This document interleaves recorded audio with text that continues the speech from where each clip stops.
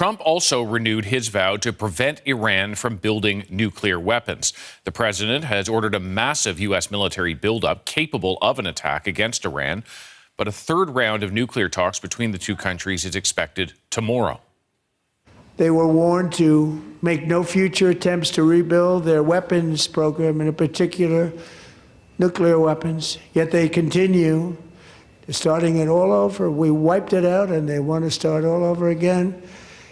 And are at this moment, again, pursuing their sinister ambitions. We are in negotiations with them. They want to make a deal, but we haven't heard those secret words. We will never have a nuclear weapon. My preference is to solve this problem through diplomacy. But one thing is certain, I will never allow the world's #1 sponsor of terror, which they are by far, to have a nuclear weapon. Can't let that happen.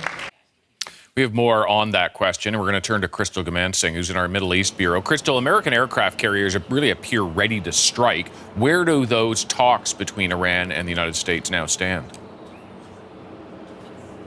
Well, David, we don't have a great environment for those talks to be successful. After the U.S. president made those comments about Iran, once again, quote, pursuing its sinister ambitions, today the spokesperson for Iran's foreign ministry came out saying that those were big lies.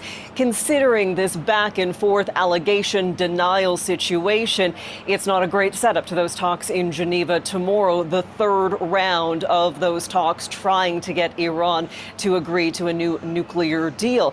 We did hear from the Iranian project director for International Crisis Group. He says despite all of that, there is a very real possibility for both sides to walk away from negotiations tomorrow, claiming success, but it's a very narrow pathway. If President Trump manages to get Iranians to continue the suspension of uranium enrichment, that is in practice zero enrichment that President Obama could never get, President Biden could never get, but he has obtained that, even if it's for a short period of time. If he manages to turn the future of Iran's nuclear program into a laboratory size enrichment or a regional consortium, so Iran no longer has sovereign enrichment, again, that is a real victory. Alvarez says the key will be tomorrow after those talks wrap up. They have to come out saying there is an agreement. If not, that strike window, David, opens up. That would seem to suggest the narrow window you're speaking about is extremely narrow, like tomorrow. Yeah, so according to Ali, he said that after those talks wrap up, he anticipates that that strike window would open up likely by the weekend and could potentially run until about mid-March. You talked about that massive buildup of American military arsenal. It is the largest military buildup of ships and fighter jets that we have seen in the region since the 2003 invasion of Iraq. That creates a momentum of its own. So there is this idea of pressuring Iran, not only with a little bit of pressure, but a lot of pressure.